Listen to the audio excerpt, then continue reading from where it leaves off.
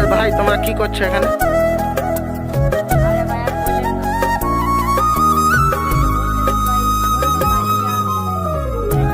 হ্যাঁ চলবো। হ্যাঁ।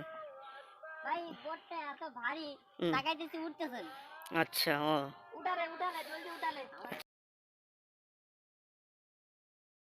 হাই গাইস, আপনারা কেমন আছেন? দেখো আমরা আবার চলে এসেছি নেপালি, বাঙালি, চীনের দেশ। এখানে ছোট ছোট দিক পাওয়া যায়। দিক, এটা হচ্ছে বোট, সাথে চিংড়ি মাছ ধরার জাল। এটা নিয়ে চিংড়ি মাছ বড় বড় ধরে নিয়ে আসে এনে এখানে বিক্রি করা হয়।